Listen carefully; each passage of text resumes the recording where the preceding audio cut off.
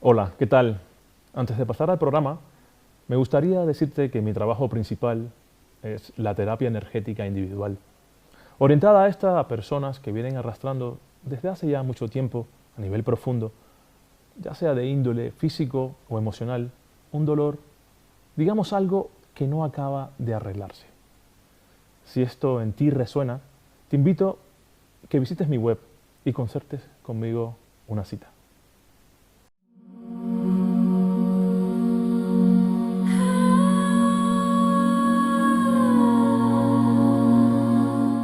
Rafa Millán, bienvenido a mi show. Qué maravilla, muchas gracias. La verdad que es un honor, te conozco mucho de las redes, te he escuchado mucho. Me enamoré de, de todo lo que dices porque además me resuena muchísimo. Bueno, de hecho me hice un pequeño guión de preguntas porque no quiero que contigo se me queden cosas, como suelo decir, en el tintero, ¿no? Como se me queden cosas o temas que me gustaría haber tocado y no hice por el olvido, ¿no? Psicólogo, psicólogo sanitario, filósofo y escritor, amante de las ciencias contemplativas, Eso es. sobre todo el sufismo. Eres sufista, ¿no? Ahora llegaremos a ese tema. Me dijiste inclusive que te presentara como un impresentable, ¿no? Y entonces es fenomenal porque haces tanto y logras tanto que apasiona y todo se queda corto, ¿no? En la descripción. Para comenzar, Rafa, me resuena mucho que antes de ser psicólogo quizás, o filósofo, sufí, fuiste tal vez un ser humano que ha atravesado el dolor, ¿no? ¿Qué experiencia personal te hizo sospechar por vez primera que el modelo psicológico oficial, ¿no? No se estaba explicando, no se estaba aplicando a lo esencial? Wow, qué buena pregunta. Nunca me la han formulado de esa manera y de una forma tan precisa, uniendo además mi biografía con el aspecto teórico, que yo creo que son inseparables, y por eso me gusta presentarme como impresentable, porque cuando tienes que presentarte siempre estás metido en una encerrona, porque tienes que elegir una faceta, y entonces tomas la parte por el todo, ¿no? Y digo, pues yo soy psicólogo, pues ya parece que solo soy eso y que eso lo ocupa todo, o yo soy padre de familia, ¿no? Por eso a veces me gusta presentarme como transeúnte, o peatón, ¿no? Porque lo que más hago es caminar por la calle, digo, pues a lo mejor lo que más soy es peatón, ¿no? Así que, bueno, filósofo no está mal, porque sí que es verdad que tal vez lo más esencial en mi vida ha sido hacer una reflexión lo más general y de fondo posible sobre todos los temas que me han ido viniendo y especialmente sobre el sufrimiento humano. Y eso empieza con la propia herida. Todos estamos heridos por el mero hecho de ser humanos, de ser seres finitos y limitados y a la vez con una especie de hambre o de ansia de infinitud. Y desde esa herida constitutiva o constituyente, como un pecado original, pues todos los seres humanos tenemos que plantearnos qué hacemos con el sufrimiento que inevitablemente nos va a tocar en la vida. A mí, no sé si entrar ya con esto, ¿no? Para mí Esto es una charla entre amigos, siéntete libre. Para mí la clave filosófica última y que yo manejo es la relación entre el todo y las partes, como te decía antes. Por eso no me gusta presentarme, porque es tomar parte o tomar partido o querer poner el todo de mi parte de alguna manera. Entonces yo creo que cuando sufrimos psicológicamente, al contrario que cuando sufrimos físicamente con una enfermedad, lo que sufre es la totalidad de lo que somos, sufre nuestra alma, nuestro corazón, nuestro ser completo, no se puede separar unos órganos o unos aspectos de otros. Cuando a mí me duele la rodilla, pues hasta cierto punto sufro de una manera muy concreta, una parte de mí la rodilla sufre, o puedo tener una gastritis, o puedo tener un dolor de cabeza, pero cuando estoy deprimido, o cuando tengo ansiedad, o cuando tengo fobia, ¿qué es lo que está sufriendo? Todo mi ser, ¿no? El centro y la totalidad de mi ser. Y entonces desde ahí, bueno, y siguiendo un montón de corrientes y de muchos autores, no es que yo me lo invente, me doy cuenta que la mirada adecuada para el sufrimiento es una mirada generalista, que está más cercana a la filosofía que a la psicología. Y aquí hay que hacer también un disclaimer, aquí estoy hablando como filósofo, es decir, no voy a pensar dentro de la caja, sino que vamos a pensar los confines mismos de la caja. Entonces, que nadie tome decisiones médicas o sanitarias con lo que vayamos a decir aquí, que se deje aconsejar por su médico, por su facultativo, por un psicólogo sanitario como yo, porque aunque a lo mejor hacemos una crítica pues, a diferentes aspectos de la psicología, una cosa es pensar los fundamentos filosóficos, como hacemos ahora, y otra es un tratamiento concreto que la persona tiene que seguir con su médico o con su psicólogo. Disclaimer esencial. Ya. ¿Vale? Entonces sí, la clave sería eso, mirar el sufrimiento con la mirada más amplia posible, tomárnoslo en serio, escuchar lo que los pacientes tienen que decir, no meterlo ya en un sistema prefabricado, en una mirada de escuela, y como yo soy psicoanalista, por ejemplo, pues ya sé lo que pasa, que es que hay un problema inconsciente mal digerido, o como yo soy psicólogo cognitivo-conductual, pues lo paso a través de mi sistema, entonces es un problema de condicionamiento clásico, que puede ser, pero puede ser mucho más. Entonces mi compromiso con la psicología y con el dolor humano es intentar mirarlo y escucharlo en su totalidad. Y sobre todo hacer algo que me he dado cuenta que no muchos hacen, claro, que es escuchar al dolor del paciente y tomármelo en serio. Si alguien me viene y me dice, yo qué sé, que por la noche le secuestran los aliens, yo no voy a decir, uy, un psicótico peligroso, esquizofrenia, ¿no? A lo mejor esto hay que decirlo de fondo, pero a esta persona intentaré dialogar con él, meterme en su mundo, entenderlo, y si puedo y tengo suerte desde ahí, traerlo un poco a una realidad, no sé cómo decir, como un poco más consensuada, un poco más general. Iba a decir un poco más cuerda, pero tampoco me gusta esta distinción entre locos y cuerdos, porque todos somos un poco locos y un poco cuerdos, ¿no? Te entiendo. Me callo ya para que hables tú, que si no, no paro, es verdad. No te preocupes, encantado, encantado. No, a ver, una de las cosas que planteas, que me gustó mucho, y aquí hay bastante tela, como se suele decir, es que las enfermedades mentales no existen, ¿no? ¿En qué momento te diste cuenta, digamos, de que muchas etiquetas clínicas, ¿no? Funcionan más como nombres para domesticar domesticar ese misterio, ¿no? Que como explicaciones reales del sufrimiento humano en sí? Muy bien, claro, así es. Cuando digo que la enfermedad mental no existe, hay que aclarar dos cosas, ¿no? Porque hablamos de salud y de enfermedad mental como si supiéramos lo que es, cuando eso es un debate abierto. ¿Qué es la salud mental? Pues la podríamos definir de muchas maneras, desde muchas miradas, desde muchos autores. ¿Y qué es la mente? Pues tampoco está muy claro, y mucho menos desde las llamadas psicologías o psiquiatría académica o científica, que es la que más maneja este término, y que además tiende a ser materialista, por lo cual el concepto mismo de mente está con mascarilla y digamos, en salmuera, encapsulado y en cierta manera inexistente, ¿no? Para un verdadero materialista solo existe el cerebro, no existe la mente. Entonces ahí podríamos hablar, tal vez y hasta cierto punto, de enfermedad cerebral.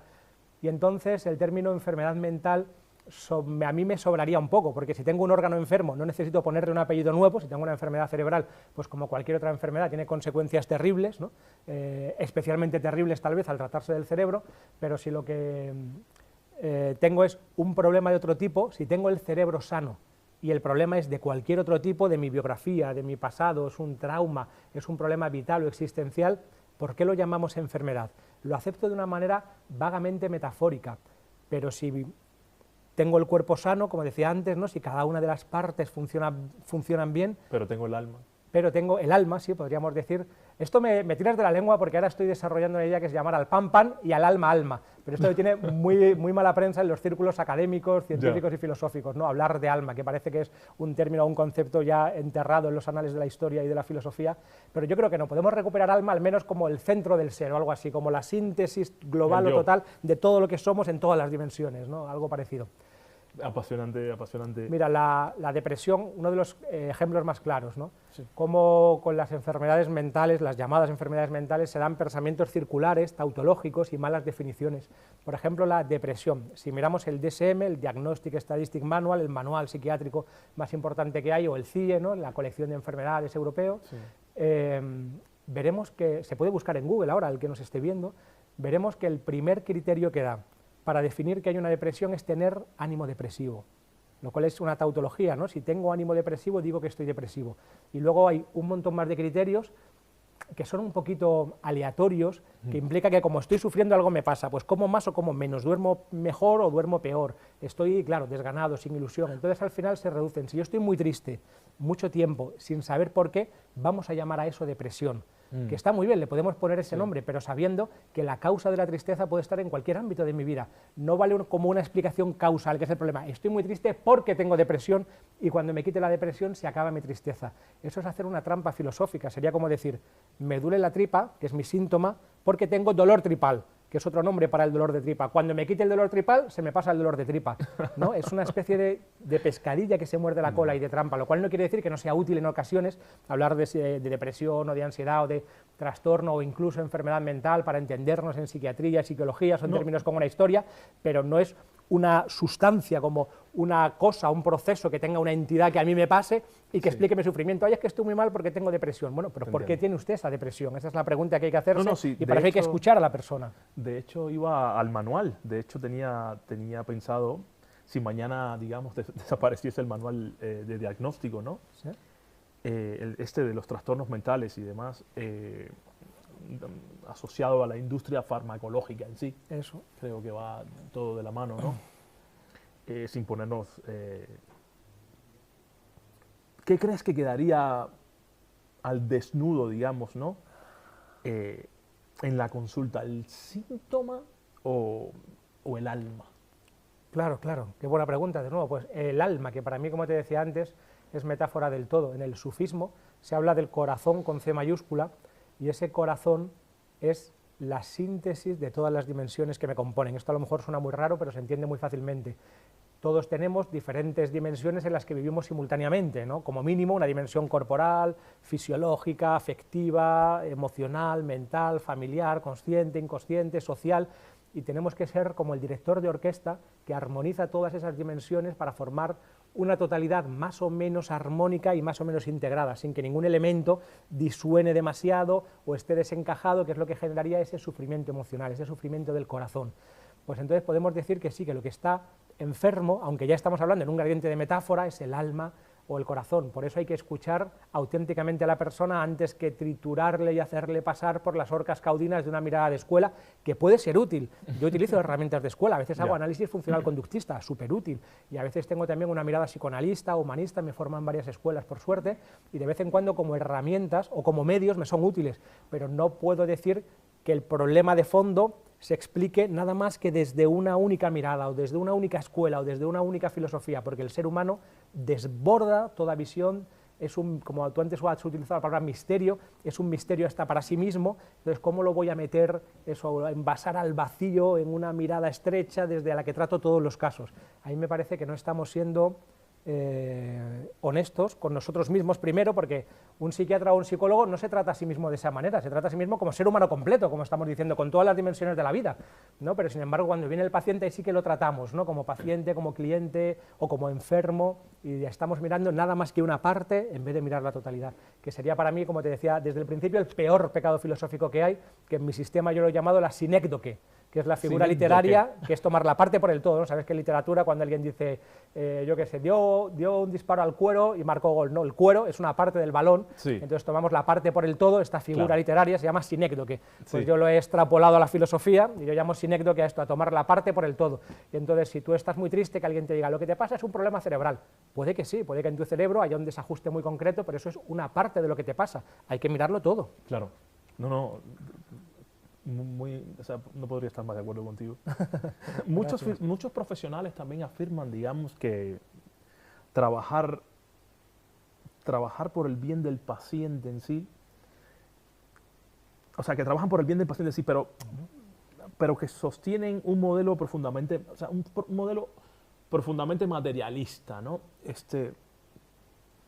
¿Puede alguien acompañar, digamos, el sufrimiento humano negando la existencia de algo que no sea materia? Qué buena pregunta, ¿no? Porque muchos psicólogos, médicos y psiquiatras hoy en día son materialistas ontológicos, es decir, piensan que el único ser real que existe es la materia, lo cual yo creo que este sería un debate enorme, ¿no? Pero yo creo que es una visión ya un poco de modé, un poco anticuada, ¿no? Obsoleta, casi casposa, ¿no? Pasada de moda.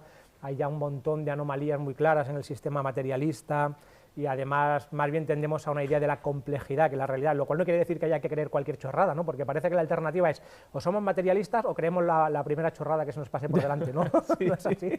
La materia tiene su lugar, la materia ocurre en la conciencia para mí, ¿no? Nunca hemos visto un cacho de materia sin una conciencia que lo observe, y esto, aunque sea un topicazo decirlo hoy en día, pasa hasta en física cuántica, ¿no? Así que no es tan fácil ser materialista ontológico hoy en día, pero si somos solo materia, estamos haciendo la trampa de siempre, la trampa performativa, que es la que te comentaba antes, de que el propio terapeuta, psicólogo, filósofo o psiquiatra no se trata a sí mismo como si fuera un cacho de materia, se trata a sí mismo como un ser humano completo con todas sus dimensiones y se mueve así en su mundo. Solamente se pone materialista cuando tiene que entrar en la consulta o en la clínica o en su trabajo, ¿no? Se pone, digamos, el sombrero o la bata de materialista, y entonces sí, pero, ¿no? Pero realmente... La bata de materialista. Es verdad, ¿no? En psicología tenemos dos batas, ¿no? Tenemos la bata blanca de científicos, porque la psicología tiene que ser muy científica, y tenemos la bata blanca de sanitarios. Entonces nos podemos poner dos batas blancas, ¿no? Muy bien, muy bien. Rafa, también he escuchado, por ejemplo, esto me lo he notado, que has sido también muy crítico con el materialismo, Sí. llegando a nombrarlo, a llamarlo mentira filosófica, ¿no? Uf, vale. Sí, son cosas que no, es que por eso te digo, no me quería dejar cosillas que he escuchado, que has hablado abiertamente, ¿vale? Entonces, si el materialismo es falso, ¿por qué crees que se ha convertido en el dogma, digamos, o sea, que en el dogma invisible, ¿no? de nuestra cultura y de la psicología moderna, digamos? Vale. Bueno, cuando digo que el materialismo es falso, me refiero a las visiones más burdas del materialismo, ¿no? Porque Sí. hay gente que todavía piensa que los átomos son como unas bolitas parecidas a bolas de billar, pero muy pequeñitas, que chocan azarosamente entre sí y no se sabe cómo, plum, generan toda esta complejidad. Lógicamente eso es falso, ¿no? Ahí no tengo ninguna duda. Luego hay materialismos filosóficamente más refinados, como el de Mario Bunge o el de Gustavo Bueno, que me parecen parciales pero interesantes y que tampoco rechazaría de un plumazo y que a mí a veces me son útiles como modelos explicativos de ciertos aspectos de la realidad, pero nunca de la realidad entera, ¿no? De las partes, pero no del todo. Sí. Entonces, desde ahí habría que matizarlo un poco. ¿Y cuál era la pregunta? Bueno, que digamos, si el materialismo es falso, ¿no? Ajá. ¿Por qué crees que se ha convertido en el vale, dogma vale. invisible de nuestra cultura y de la psicología Bueno, moderna? con cariño te voy a corregir porque creo que es un dogma supervisible, ¿no? Es lo primero que se dice, por lo menos en la carrera de psicología, que Vale. somos materialistas, es lo primero, ¿no? que te dicen en primero de carrera en todas las asignaturas, ¿no? Que somos científicos y materialistas, ¿no? Sí. Entonces yo diría que es un dogma muy visible. Pero aunque ahora estemos imbuidos todavía en este asunto materialista, más bien me parece que es un sarampión del que nos vamos a inmunizar, que ha sido nada más que un par de siglos, que mirando la historia de la epistemología o de la ciencia no es tanto tiempo, y que enseguida nos vamos a inmunizar y dentro de 50 años o de 100 como mucho va a ser muy raro ser materialista si es que queda alguno. ¿Crees? Ha sido como ¿Crees una, realmente que vamos como a una mejor? enfermedad filosófica que podríamos entender históricamente, porque es verdad que las tradiciones o la tradición, por hablar en este lenguaje, hicieron muchos excesos, y entonces se necesitó la Ilustración, el siglo de las luces, la razón, pues tal vez lo contrario, contrapesarlo con un exceso de un racionalismo y de un materialismo. Es verdad que el desarrollo de las ciencias físicas de Galileo en adelante, a través de la matematización de la realidad, es alucinante y apasionante, el desarrollo de la tecnología. Entonces es normal que como niños un poco adolescentes, que es lo que yo creo que somos epistemológicamente, Sí. estemos fascinados, ¿no? Con la tecnología, con las matemáticas, con la materia, con la lógica, y de ahí hayamos deducido que la realidad es material. Pero en el fondo, esto que digo puede que a alguno les cueza, pero bueno, lo voy a decir, pero en el fondo sería como que somos capaces de entender cómo funciona un mecano que tiene resortes y planos inclinados y pasan unas bolitas y chocan con otras, y entendemos cómo funciona este juguete desde la mecánica de Newton muy bien, Sí. y entonces decimos, como entendemos cómo funciona este juguete, que ojo con el juguete, porque también entendemos cómo van las órbitas de la Luna y cómo funcionan las galaxias hasta cierto punto, ¿no? Al menos en nivel macro, sin entrar en relativismo, ¿no? Pero como entendemos cómo funciona este juguete, pues ya sabemos cómo va todo, ¿no? Esa es tomar la parte por el todo otra vez, hacer una sinécdoque, que como entendemos una parte, creer que extrapolar y creer que entendemos la totalidad. A mí ese movimiento me parece que es filosóficamente ilegítimo. Entonces las ciencias tienen su lugar, no hay una única ciencia, no hay un único método científico, y por supuesto cada una en su sector y en su ámbito está muy bien. Lo que no podemos hacer desde ninguna ciencia es decir, pues como entendemos cómo funciona esto, lo que sea, la biología, la física, la geología, las matemáticas, ya sabemos cómo funciona todo. Eso en todo caso sería una labor filosófica, Sí. entender la totalidad y no de una ciencia concreta, y por supuesto teniendo en cuenta las ciencias. Una filosofía tiene que estar científicamente informada, eso qué duda cabe. ¿Y crees que yo lo que hay en esta sociedad es que lejos de dejarse guiar en gran medida también por la ciencia lo que hay son cientificismos, ¿no crees? Eso. Sí, sí, exacto. Tomar la parte por el todo, un saber legítimo como es la ciencia, Sí. pensar que es el único, y entonces ya se convierte en ilegítimo, porque cae una vez más en la sinécdoque, que como ves lo explico todo desde ahí, tomas la parte por el todo. Algo que es correcto es como decir, como yo sé muy bien cómo funcionan las uñas, ¿no?, del ser humano, lo sé todo de las uñas, no cómo va la dinámica, el metabolismo, enfermedades de las uñas, pues digo, bueno, pues todo funciona como una uña, ¿no?, y el ser humano es como las uñas, ¿no? Pues no, si lo aplicas a las uñas es un saber correcto, si lo Sí. aplicas a la totalidad te estás equivocando por mucho, haciendo una sinécdoque, tomando la parte por el todo. Es interesante lo de la sinécdoque.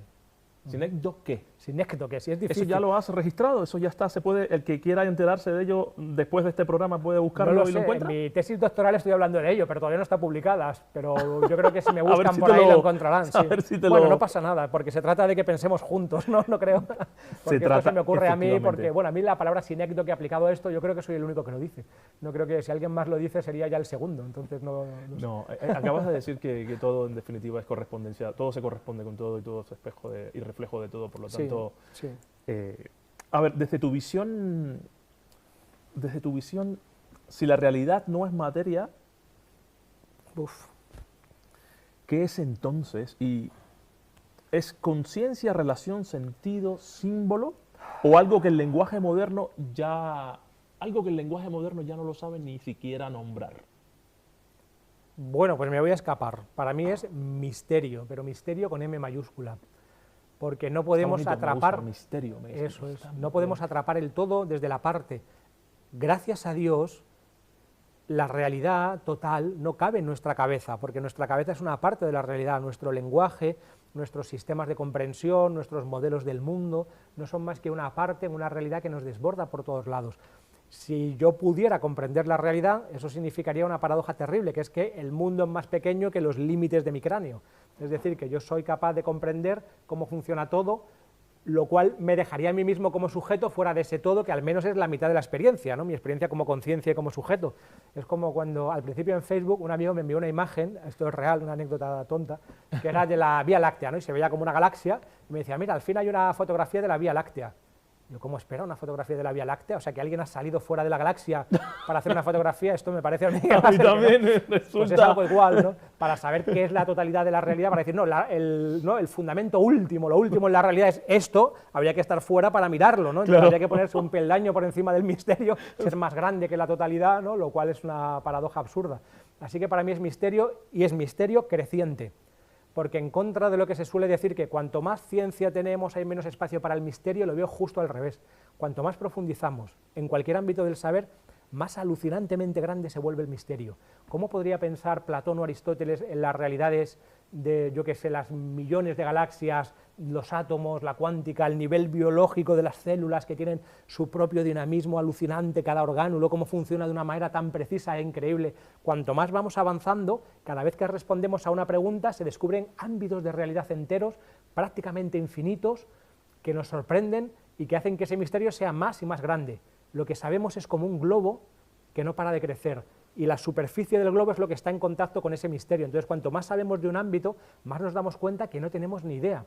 Alguien que no sepa nada de matemáticas puede decir, bueno, pues estudio una carrera, 4 años y ya sé matemáticas, pero no es así. Alguien que sabe matemáticas se da cuenta que puede dedicar 1000 vidas a una disciplina, de una subdisciplina, yo qué sé, topología numérica dentro de las matemáticas, que tú no sabes ni que existe y nunca se agotaría, y que cada vez que se hace un descubrimiento y se responde a una pregunta salen 100 preguntas nuevas. El misterio no para de crecer. Esto de pensar que podemos domesticar la realidad, ya sabemos cómo va todo, el Big Bang, la teoría de la evolución, no sé qué, y 4 cosas más, y ya tenemos una idea básica de cómo va todo.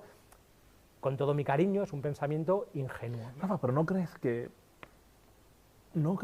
muy porque estamos ahora mismo en un brainstorm, nos encontramos tú y yo, expansivo totalmente de ideas, estamos discerniendo. Creo que hay muchas personas que nos escuchan que también lo pueden estar, pero ¿no crees que en su mayoría de lo que se trata ahora mismo es de lejos de expandirnos? Lo que se nos quiere es eso mismo, enclaustrar, encerrar, limitar, creernos que esa galaxia que nos venden en las fotografías es tal cual cuando nadie lo ha visto. Eso. ¿No crees que es la tendencia? ¿Y por qué? ¿Por qué lo están haciendo? ¿Cuál es tu opinión? Sí, bien visto, ¿no? ¿Por qué nos quieren domesticar, ¿no? Esa es muy buena pregunta. A mí la imagen que me viene es la del mito del lecho de Procusto, ¿no?, que era una cama en la que en teoría era una cama que estaba hecha a tu medida, tú medías justo lo mismo que el lecho de Procusto, de tal manera que si eras más pequeño te estiraban para que encajaras en el lecho y si eras más grande caían dos cuchillas que te cortaban para que tuvieras justo ese tamaño, ¿no? Entonces es como que, sí, yo creo que hay un movimiento probablemente inconsciente debido a las derivas propias del sistema para sustraernos y escamotear ciertos aspectos de la realidad, para mutilar la realidad y que vivamos en una realidad muy estrecha, muy pequeña, envasada al vacío. Pero entonces eso es inconsciente, Rafa. Yo creo que es consciente e inconsciente. Debe de haber grupos a los que les interese, por supuesto, ¿no? Grupos políticos, grupos de poder que se me escapan y que desconozco, no creo que los que de verdad mandan son los que vemos, probablemente haya otros grupos que al menos a mí se me escapan, y probablemente haya incluso una especie de mal arquetípico que esté ahí de fondo, una especie de esencia del mal o algo así, ya hablando en un nivel casi metafísico. Porque si entendemos, perdóname, si entendemos el mal como el mal en sí, algo que nos hace daño, entonces claro, es malo.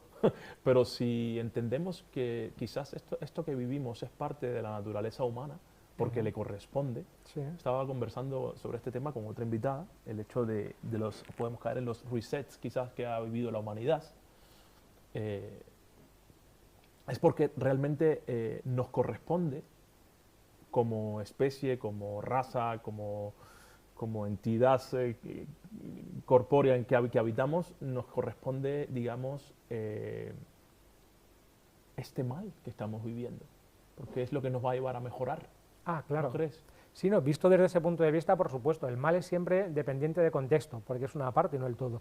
Yo tengo la mejor plaza de garaje, la más buena, porque es la primera en un garaje que es como una especie de pasillo con dos puertas. Mi plaza de garaje es la primera en la primera puerta, entonces yo llego y ya tengo ahí el coche, la mejor plaza de garaje, pero cambiando un solo elemento del sistema, cambiando el contexto, tengo la peor plaza de garaje, porque a veces esta puerta se estropea y tengo que venir por la otra puerta, entonces mi coche es el último del garaje y es la peor, ¿no? Lo mejor puede devenir lo peor o lo peor lo mejor cambiando una variable. Desde una perspectiva total, ¿no?, lo más amplia posible, yo ahí soy un poco platónico y creo que todo es un gran bien y que el mal aparente siempre es local y que si lo miramos más grande, ese mal realmente sería para un bien.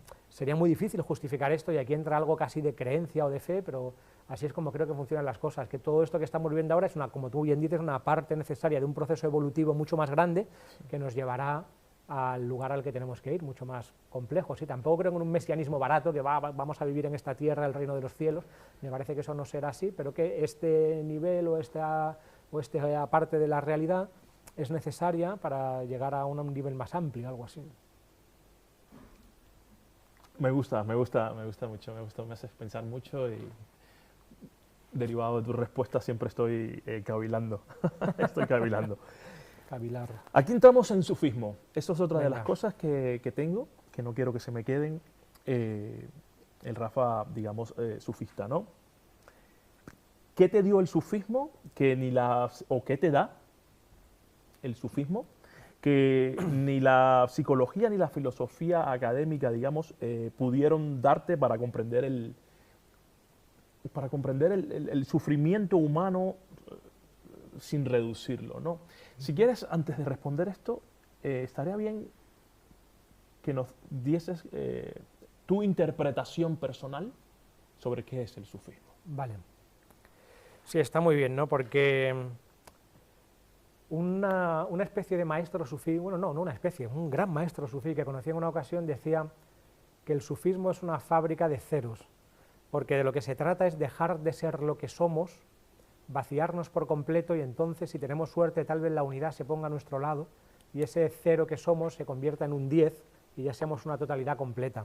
Otras escuelas, nos decía este maestro, pretenden convertirte en algo, es decir, darte un título. Yo estudio medicina para colocarme mi título en la pared y ya soy médico, me da una identidad. Mientras que en el sufismo y en todas las tradiciones místicas, más bien se trata de borrar esa identidad para llegar a ser nada, para dejar de ser presentable y ser impresentable. Perdóname que te interrumpa porque tenemos que pasar a publicidad. Pero además muy bien porque volvemos enseguida con Rafa Millán.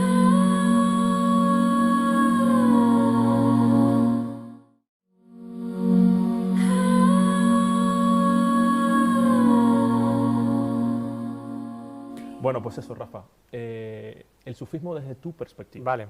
Sí, como te comentaba, me es muy difícil definir el sufismo porque como yo lo entiendo es salir más allá de toda etiqueta, de toda categoría, de toda identidad para, como decía este maestro, ser nada o ser un cero. el sufí busca, el término técnico un poco raro es el anodadamiento, que es llegar a ser nada, convertirse o devenir en nada para que el todo precisamente pueda pasar a nuestro través, ¿no? Yo estoy muy lejos de eso, solamente he conocido tal vez una o dos personas en mi vida que podría decir que han llegado como a ese nivel de autotrascendencia, de ir más allá de sus propias posibilidades, de sus propios egos. Y como yo veo ahora, el sufismo sería una forma concreta de la mística universal. Creo que todas las tradiciones espirituales tienen un aspecto místico o esotérico, y creo que ese aspecto en algunos, no de una manera ingenua y en una relación uno a uno, pero sí que creo que hay grandes correspondencias y que en muchos aspectos esenciales coinciden, y están hablando de lo mismo, y están hablando de aquello de lo que no se puede hablar, están hablando en metáfora de lo inefable. Por eso hay tantas aparentes religiones o culturas, porque están intentando atrapar ese misterio creciente con M mayúscula que hemos hablado antes y que es totalmente inatrapable, y entonces lo estamos viendo desde un ángulo, desde una perspectiva. Para mí el sufismo, como lo entiendo ahora, sería esa mística universal. Yo me puedo valer de cualquier herramienta o de cualquier práctica, de cualquier tradición, si me ayuda a ser mejor persona, a ir depurando y conociendo mejor mi alma, el conócete a ti mismo, ¿no? Conócete a ti mismo y conocerás el universo y a los dioses del oráculo de Delfos, si me ayuda a ser mejor con los demás, también con una dimensión ética, y finalmente, como te decía, ir depurando mi ego tanto que, si Dios quiere, pues lleguemos a ser nada. Ese sería para mí el sufismo actualmente. O sea, el sufismo realmente lo que te ayuda es, como todo, en este sentido, una disciplina que te ayuda a limpiarte, a ser la mejor versión de ti mismo, para después, digamos, llevarlo a las terapias o al de ámbito psicológico, ¿no?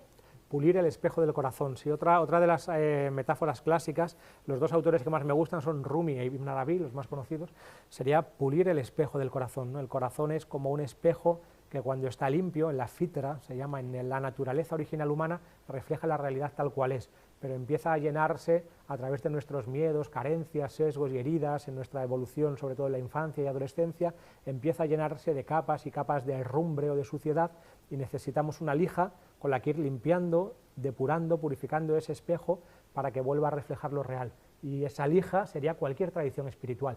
Yo lo llamo el sufismo, pero ya no me gusta esta etiqueta, me la estoy quitando, porque hay quien entiende el sufismo como una religión, entonces se enfadan conmigo cuando hablo así, hay quien entiende el sufismo como algo que ocurre dentro de una religión concreta, en este caso del Islam, y cuando hablo del sufismo de una manera más universal se enfadan conmigo. Yo ya no lo veo así, yo estoy abierto a todas las formas. Esta noche he tenido un sueño en el que iba a una especie de templo de oración y empezábamos a hacer un zikr, que es una ceremonia sufí que consiste a través de mantras, intentar alcanzar un estado ampliado de conciencia a través de recitación de mantras, que es como el kirtan, es muy sencillo.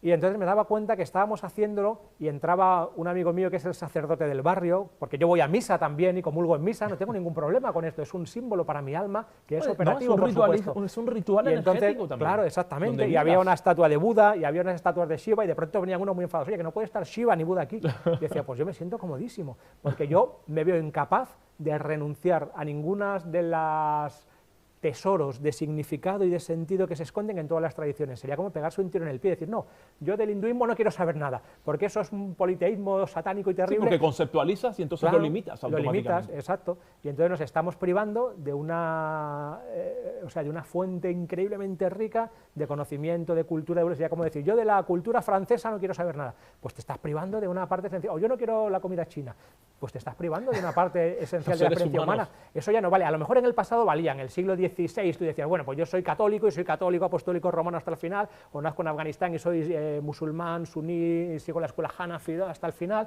porque eso me vale, nunca en mi vida voy a conocer a nadie de otra cultura, entonces si quiero llegar al final de mi desarrollo espiritual es interesante seguir una vía muy marcada y muy probada, y puede que valiera, y tuvo su momento, pero hoy en día en el siglo XXI no, porque si hay una violencia total, si la única mirada que vale es la mía, mi religión, mi cultura y mi tradición, tengo que acabar con todas las demás, así estamos. Eso es parte de las limitantes.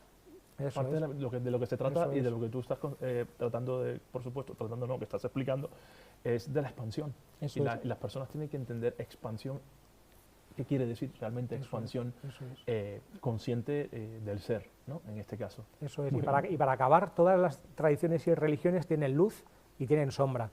Si yo la utilizo, es lo de la parte y el todo, para mí un subtipo de la dialéctica del todo y de las partes es los medios y los fines. Y aquí entiendo muy claramente cómo emplear de una manera adecuada, valga la palabra, una religión. A veces nos preguntan, ¿y cuál es la religión verdadera? Digo, bueno, Dios me libre de la religión verdadera para empezar, ¿no? Pero todas las religiones pueden ser verdaderas o pueden ser útiles si son un medio, un instrumento para hacerme mejor persona, como te decía antes, y se convierten en lo contrario, en un veneno, si son el fin en sí mismo. Y lo que importa es pertenecer a un club con carné. Y entonces lo importante es ser católico, y entonces si eres católico te salvas, o lo importante es ser musulmán, si eres musulmán te salvas y no condenado, y parece que entonces ya lo estás dividiendo, diabolos es el que divide, ¿no? Estás como dividiendo la realidad entre los buenos y los malos, los puros y los impuros, los salvados y los condenados, y solamente, y además por una pertenencia formal, porque te has apuntado al club correcto. Está claro que no puede ser así. No puede ser así. Toda religión puede ser una bendición o puede ser un veneno según la tomemos. Claro, es como todo eso que planteas es como encerrarnos más en parte de este juego material, limitándonos a expandirnos o darnos cuenta realmente de que somos entidades energéticas, seres, almas, espíritus, que todo va más allá de este limitado juego que existe, sino que más bien nosotros somos seres universales, digamos, ya no este universo, digamos, conocido, oscuro y de galaxias, sino un universo, digamos, de otros planos. Así por lo menos lo vivo yo y lo entiendo, ¿no? Sí, sí. Rafa, luego somos mucho más de lo que parece, eso está claro. Somos mucho más de lo que parece. Por supuesto, por supuesto, por supuesto. Por supuesto. Rafa, en el sufismo el ego no se, bueno, se suele decir que no se cura, se atraviesa, dices. Creo que lo has dicho, se atraviesa, sí, se quiebra o se quema, ¿no? Entonces, ¿crees que muchas terapias actuales refuerzan ese ego, digamos, funcional, pero espiritualmente lo que está es anestesiado? Claro, exactamente. Si no tienes en cuenta esa dimensión espiritual, mírate, para volver al mismo monotema, lo psicológico sería cómo yo, como una totalidad, armonizo cada una de las partes que me componen. Lo que te comentaba antes del director de orquesta. Yo me veo sometido en la vida a un montón de presiones por todas partes porque tengo una presión fisiológica, emocional, afectiva, familiar, social, el trabajo, la vocación. ¿Qué hago con todo eso? ¿Cómo organizo y ordeno todos estos aspectos de mi vida que están llamándome todo el rato? Si eso lo hago de una manera más o menos bien, mandálicamente, armónicamente integrada, estoy psicológicamente sano, podríamos decir. Es una armonía de conjunto, como yo creo que la salud siempre tiene que ver con la armonía de partes, ¿no? La armonía de conjunto. Entonces yo sería una totalidad para cada una de las partes. Eso sería la salud psicológica. La salud espiritual es lo contrario. Yo sería una parte que está buscando una totalidad mayor en la que encajar. Yo sería la nota que está buscando su melodía, en la que resonar armónicamente y en la que encajar. Y yo soy las dos cosas, totalidad y parte. El ser humano es, para mí antropológicamente, es la cualidad básica medial, entre cielo y tierra, entre arriba y abajo, entre el todo y la parte, y si somos capaces de integrar ambas dimensiones, llegaremos a una salud integral, tanto psicológica como espiritual. Si olvido la dimensión espiritual, como tú me preguntas, pues a lo mejor refuerzo tanto el ego que me convierto solo en un todo, no, yo puedo con todo, soy capaz, voy con todo, y olvido que también soy parte. Si refuerzo nada más que la parte, podría darse también como un bypass espiritual o habría como un peligro de olvidar la dimensión relativa de la vida, que también es importante. La dimensión relativa de la vida. Claro, la verdadera no dualidad, que ahora está tan de moda, lo no dual, es que absoluto y relativo son la misma cosa, no puedo fijarme nada más que solo en lo absoluto, digamos, ponerme todo el día nada más que a rezar a la Virgencita y olvidar todo lo demás. No es que viene mi hijo y le tengo que dar de comer, no puedo olvidar esa dimensión relativa que se me ha puesto delante y que forma parte de mi desarrollo integral, ¿no? Entonces, para mí, la espiritualidad genuinamente integral tiene que encajar ambos aspectos, ¿no? Hacia arriba y hacia abajo, ser un ser medial, tener un pie en cada mundo, como se dice en el sufismo. En el sufismo se dice que el ser humano es siervo del absoluto y representante o diputado del absoluto, es decir, somos la conciencia de Dios en la tierra, plenamente, es decir, somos una cuasi totalidad, y a la vez, frente a lo absoluto, somos nada, literalmente, somos un absoluto siervo de lo divino, ¿no? Entonces estamos en esa posición medial en que somos esa aparente paradoja de que somos las dos cosas a la vez, todo y parte. ¿Somos una extensión de Dios, Rafa? ¿Somos Dios en la tierra? ¿O somos sus hijos? ¿O somos un producto que Él nos envía? Somos todo eso y más, todo eso y más. Somos Dios en uno de sus ángulos y perspectivas, somos una cara de lo divino, un gesto de Dios en el mundo, que se nos ha olvidado nuestra verdadera identidad divina, a la vez somos hijos de Dios metafóricamente, claro, hemos salido o partido de ahí, porque todo el lenguaje es metáfora, ¿eh? Siempre hay un gradiente de metáfora inevitable, somos partes de lo divino, y también tenemos una cierta individualidad, porque como participamos de la realidad divina, que es una y única, nosotros mismos nos sentimos también uno y único, ¿no? Que esa sería la hibris humana, querer tomar yo en lugar de Dios, y decir, no, aquí el que existo soy yo. Este es el peor pecado que hay en el sufismo, que es una sinécdoque, ponerme yo en el lugar de Dios, que la parte quiera asumir el lugar del todo, ¿no? Y decir, no, aquí el que realmente manda soy yo. Matar a Dios. Matar a Dios, sí.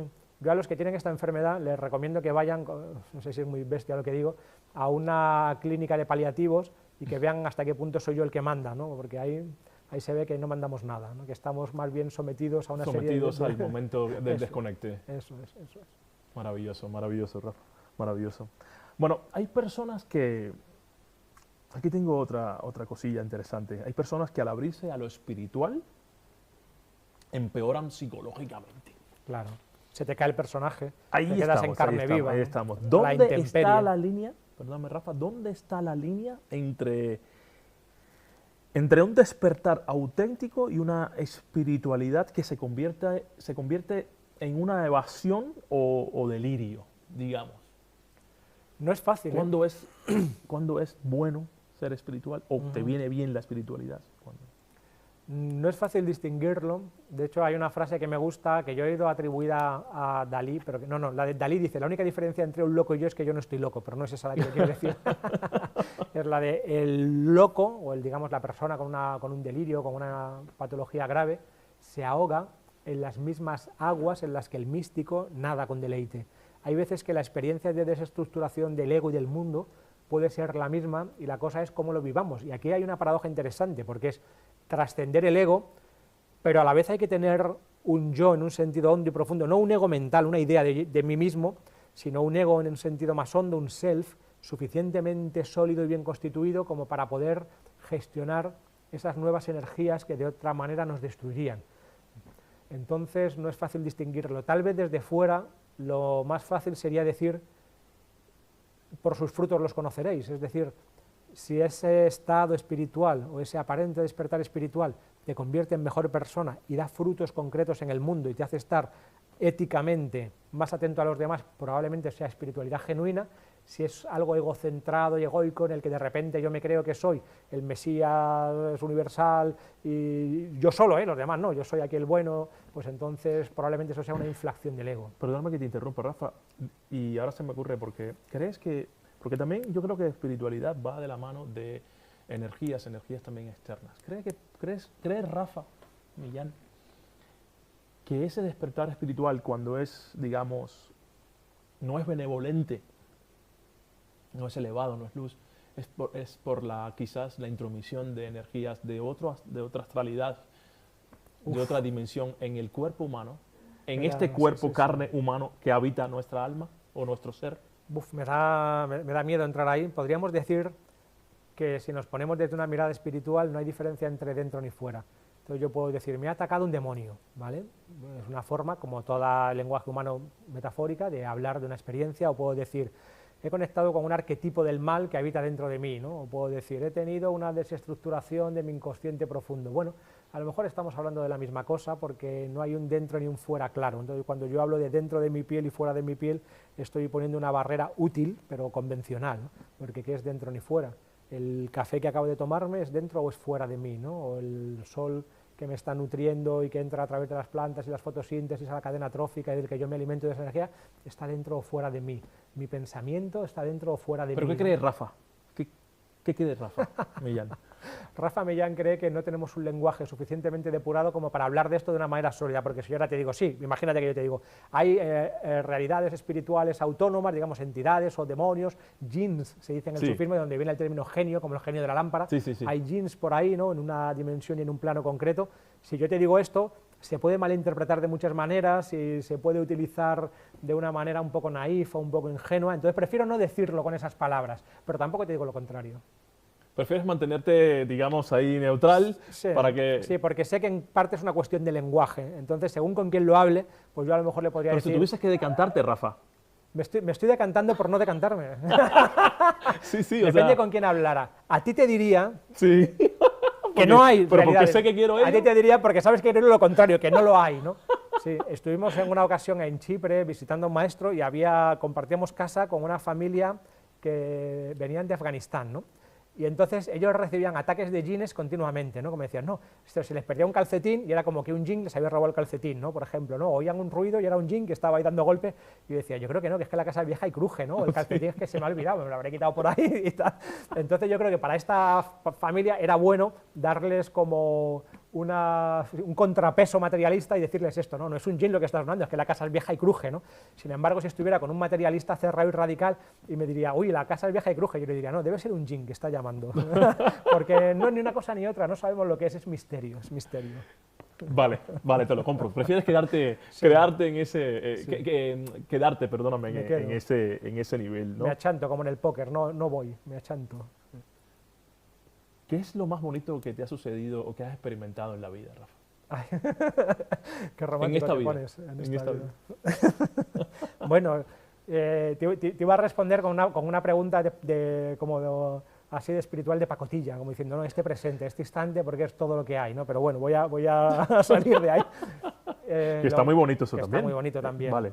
Lo más bonito que me ha pasado, pues habrá sido 3 cosas. El nacimiento de mis hijos, que tengo 5, y que es una dimensión esencial de mi vida. Tengo 5 peques, por lo cual el impresentable se puede presentar como padre, por ejemplo, casi antes que todo lo demás, o como taxista, porque me paso toda la tarde llevándoles extraescolares, algo muy cotidiano y muy corriente, que me cojo el coche, venga, ahora una fútbol, ahora ajedrez, ahora tengo que llevar a la otra atletismo, así.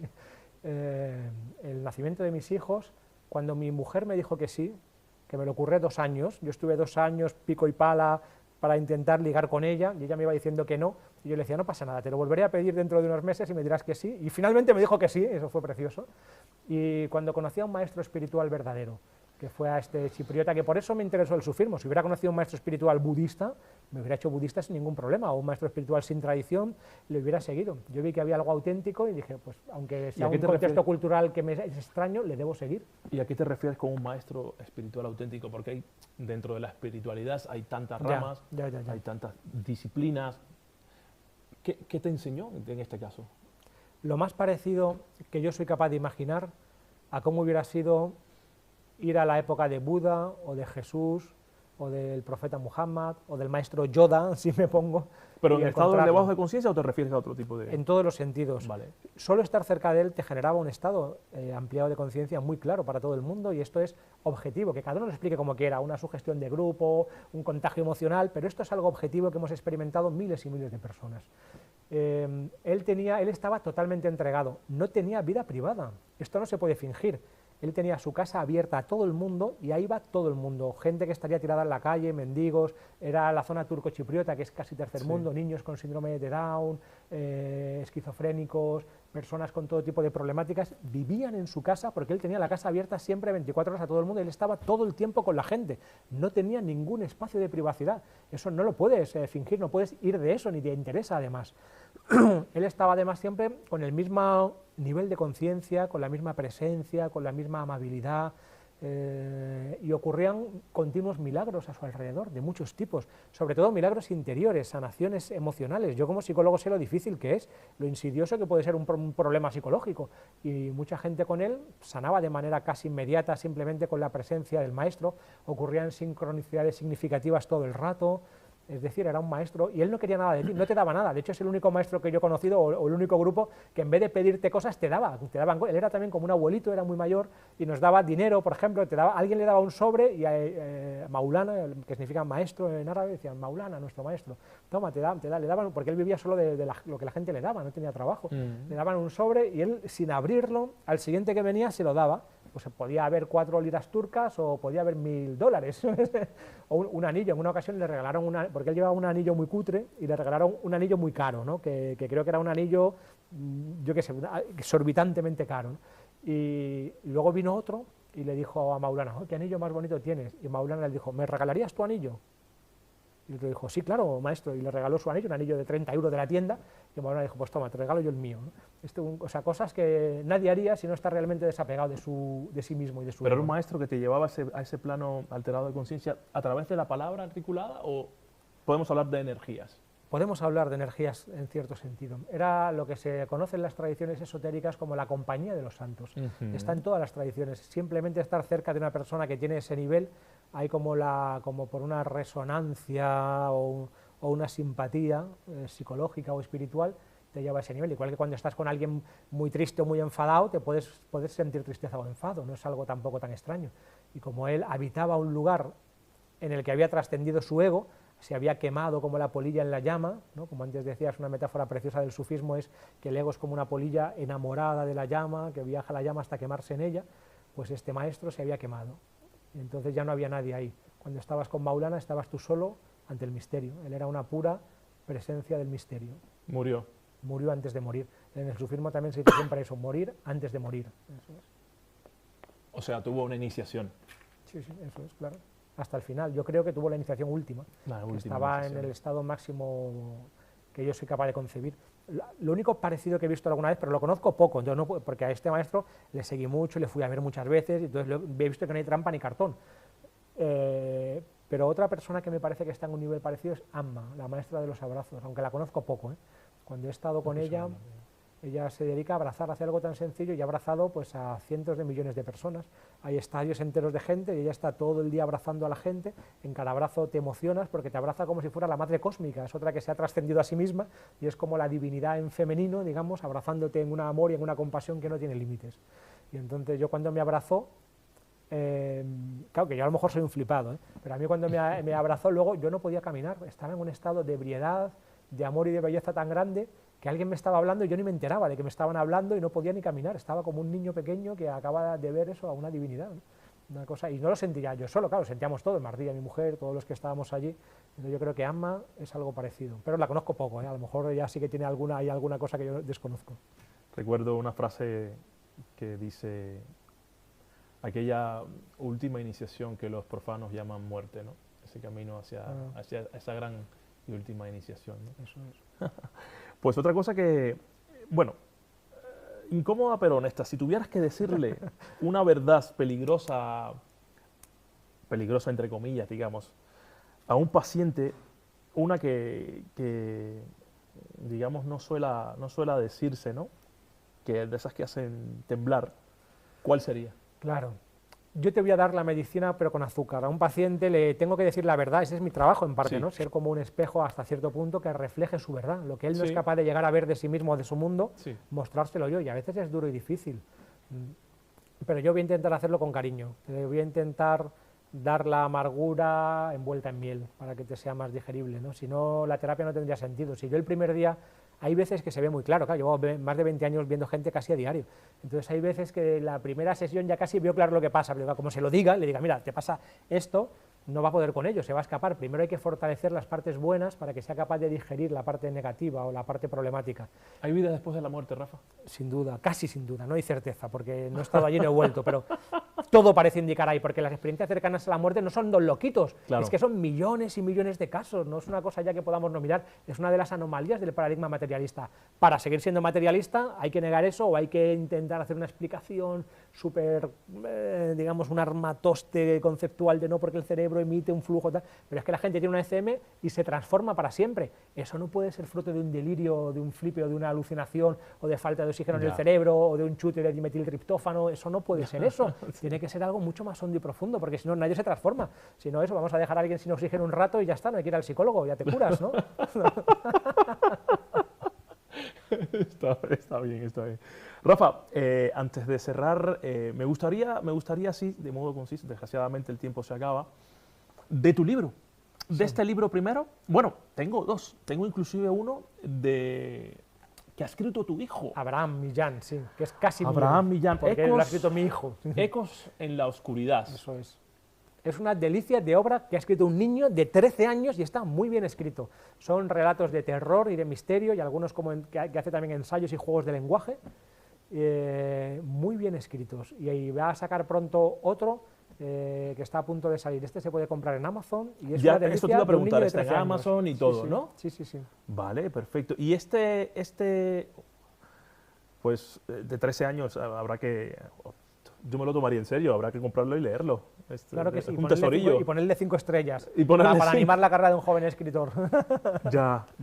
Sí, sí. Yo también sí tengo varios. Entonces, y Rafa Millán, las enfermedades mentales no existen. Eso fue uno de los temas que hemos tocado, maravilloso. Son los padres. Vale, me arrepiento de este título, es posible. Porque fuera de España no se entiende bien, porque en España se dice un chaval llega a la madurez cuando se da cuenta que los Reyes Magos, que son los que te traen regalos en Navidad, no existen, Sí. y hay que decir, los Reyes Magos no existen, son los padres, y ahí viene una primera gran decepción, ¿no? Yo hacía un juego de palabras y una broma con eso, que fuera de España no se ha entendido bien, y tampoco acuso a los padres, por supuesto, es todo mucho más complejo, aunque los padres tienen algo que ver cuando hay una problemática casi siempre. Entonces, la clave, para decirlo desde el título del libro, es que es lo más hondo y profundo que yo he sido capaz de pensar sobre este tema y a la vez en un lenguaje lo más ameno y divertido que soy capaz. De hecho, hay partes del libro que son casi monólogos de humor, pero no por ello menos profundo. Creo que hoy en día que hay tantas alternativas, una cortesía como autor es que sean capítulos breves, capítulos claros, que no perdamos el tiempo y que sea lo más ameno y divertido posible. Entonces, no sé hasta qué punto lo he conseguido, pero ese ha sido mi intento, lo más hondo que puedo y también lo más divertido. Está en Amazon, Sí, en Amazon se puede comprar en donde sea. Y ahora sacaremos otro en editorial Siglantana, que como no lo diga Carles, que es el editor, me mata, que se llama Cómo ser sufí y morir en el intento. Había una edición antigua, vamos a sacar una edición nueva, corregida y ampliada, con casi el doble de texto. Cómo ser sufí y morir en el intento. Rafa, para contactarte para tus sesiones, tus terapias, ¿dónde te pueden encontrar? Bueno, pues psicología y espiritualidad.com, ¿no? Mi canal de YouTube, ya sabéis, Psicología y Espiritualidad, o en mi Instagram, por ahí me pueden buscar. Recibo presencialmente en Madrid, porque online tengo tanta lista de espera que es difícil, pero bueno, si conectan conmigo les voy a recomendar a alguna persona que sea totalmente de confianza, con la que todo el mundo está contento y que tenga mucha formación y les haga una buena terapia. Vale, perfecto. Rafa, se nos acabó el tiempo. Qué pasada. Muchísimas gracias. Gracias a ti. Un placer. Gracias.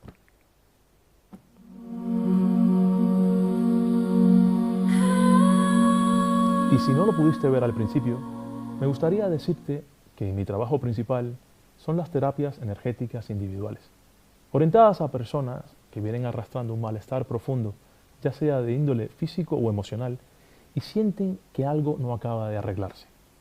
Si esta información resuena contigo, te invito a que visites mi web y te pongas en contacto conmigo. Gracias.